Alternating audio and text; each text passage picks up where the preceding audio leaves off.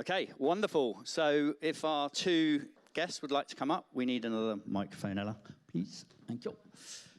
Give them a round of applause. Wayflyer and Juni.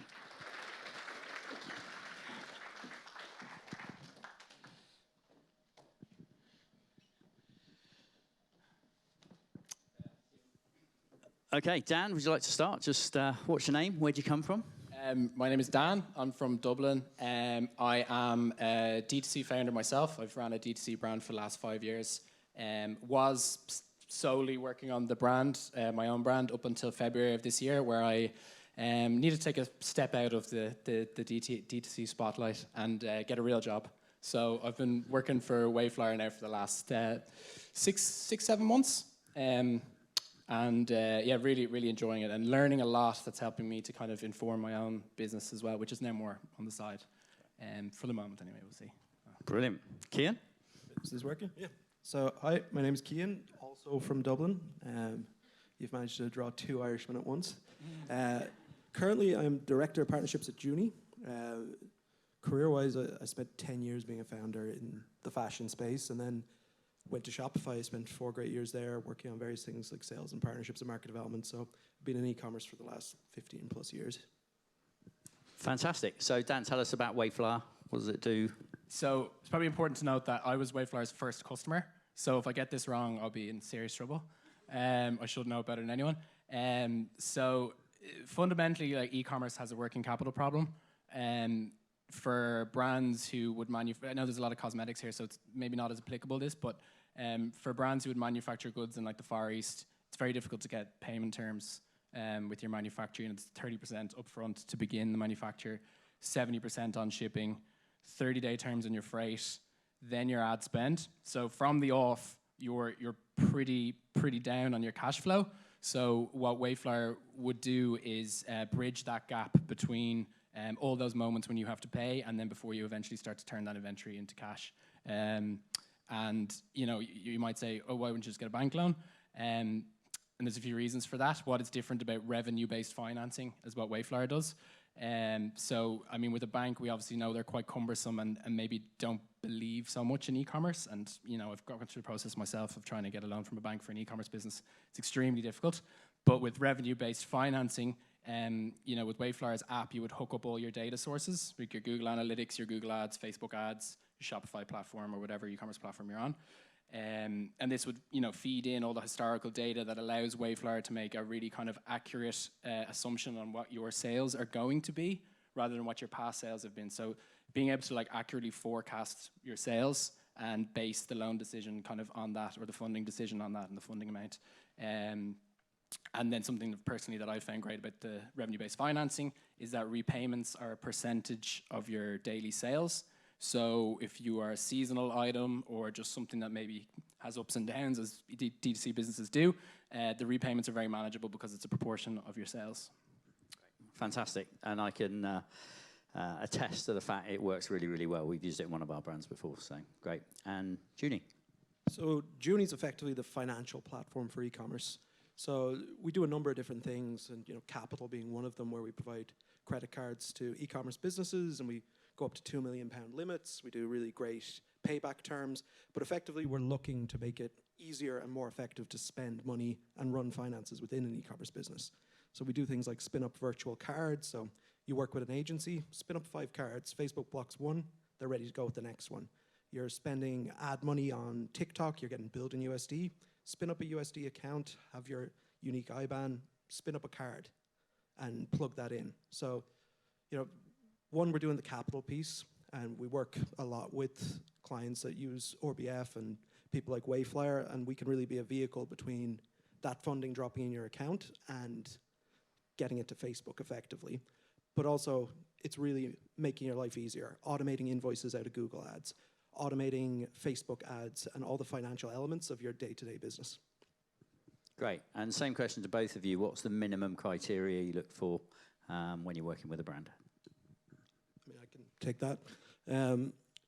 We have 2 kind of options. So we offer both a debit and a credit card.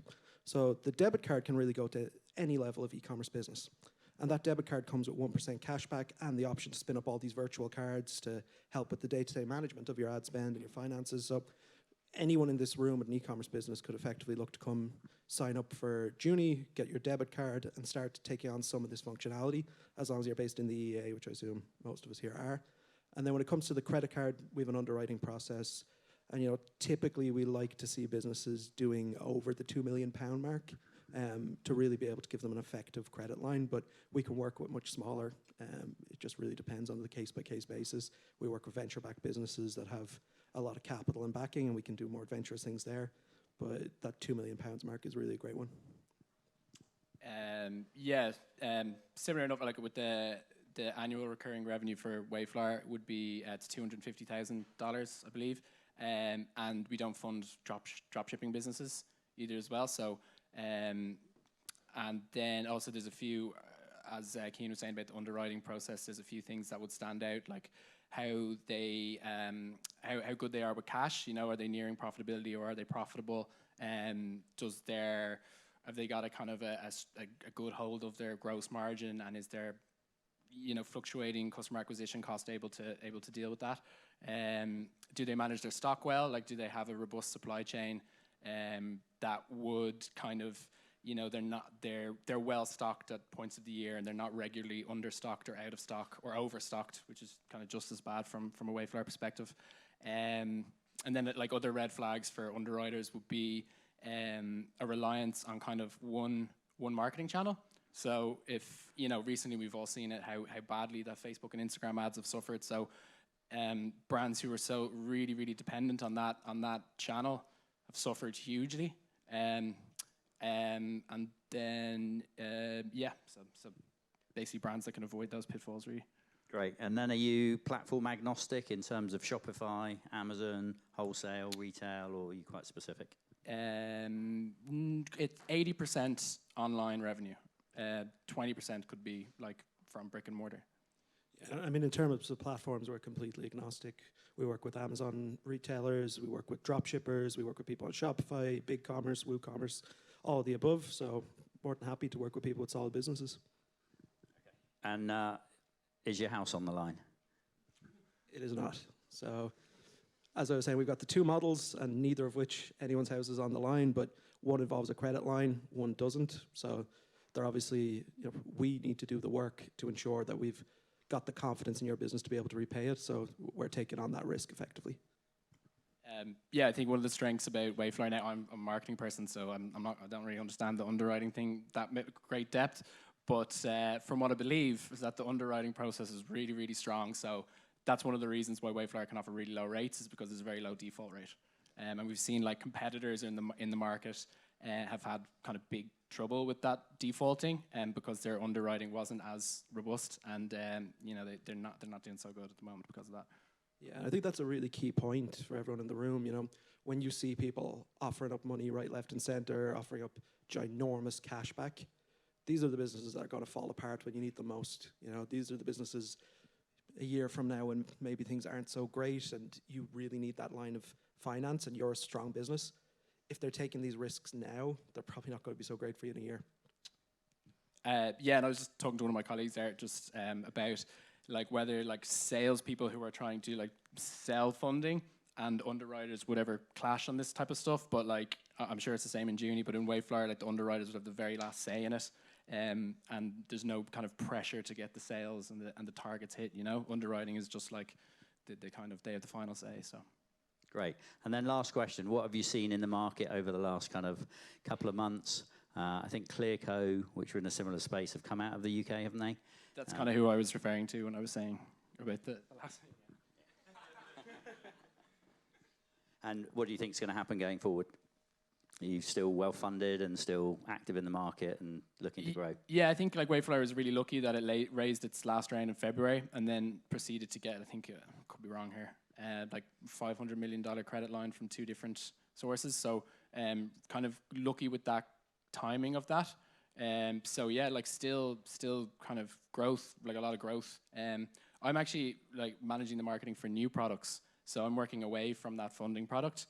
So we're kind of turning our hand into other issues that we feel that e-commerce founders have and want to become not just a funding company, but a company that kind of underpins the whole journey of an e-commerce brand, whether that's from inventory sourcing. So we would have people on the ground in China and the Far East and stuff who can source your products and build prototypes, so we can fund that process. We're getting into freight now as well, as some people here would know, because I've been annoying them to do an ad outside. And then other stuff like retail. We're launching a product that's going to help DTC brands get into retail as well. So yeah, there's a lot of stuff going on, and it's still growing quite fast. Yeah, I think quite similarly, you know, we did a round in March of this year and took 100 million debt and 106 million equity, so very well funded. I think looking at the market, access to capital is going to get tighter, but there's no doubt about that. I think our focus is really on making how you spend your money more effective. So we're really focused on the operational element of finance within the business.